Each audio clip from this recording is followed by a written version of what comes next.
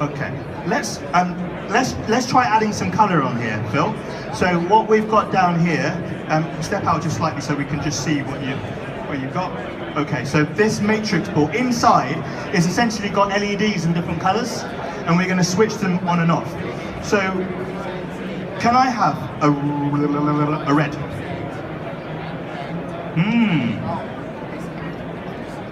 Colour helps to create mood. Jordan, you're starting to like yourself. You can't help it, can you? Back off. So colour starts to really create mood. And there we go. Right, now this is what I'm talking about, the 3D effect. What do we see on this image here? When we're looking at this image, we see red, we see white light on the side, then we see shadow, and then we see the red light. Remember to embrace the shadow and to use it, because here, it's the shadow that's making the shot work. Where we start to struggle is when the lights start to blend together. So, can I get you to step back just slightly? There. See that? That is not as dramatic as step forward.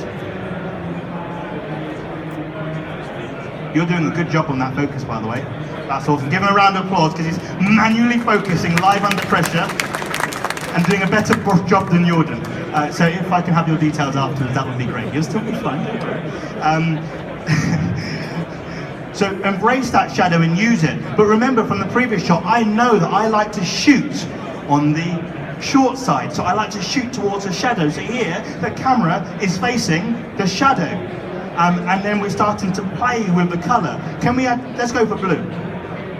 I'm just having fun. I'm having a jam session. And then we can, the key thing as well, whenever you create something for video, even photography, is to look for ways of creating contrast. Contrast could be because of the subject matter, okay? We often use a phrase in storytelling, juxtaposition. You know, we're working with a subject, but you're also looking at something totally different. It's like when someone does a beauty shoot, but they're also mixing it with graffiti in the background. It becomes visually interesting. You could use depth of field. So sure, here we're shooting at 3.2. If there was a background in the distance, you would start to see that separation. And that is a form of contrast. But then you can also do contrast by working with lights. Here we're working with light, shadow, light. But we can also do that with color. Here we're working with daylight, when with blue. So we're lucky here because we've got blue. Can you change it to me to a tungsten? I just want to imagine if you didn't have those different colours. So automatically now we've still created a form of interest just between the two different colours. I'm not going to put you under pressure and get you to change the white balance. I'm not going to do that to you. But what would happen if we would change this white balance so that this looks blue? Yeah? And then this side looked white. You would then have a form of color contrast.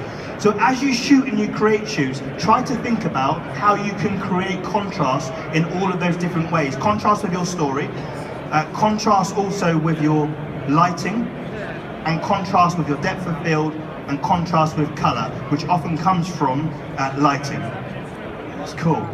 What we could do as well now, Jordan.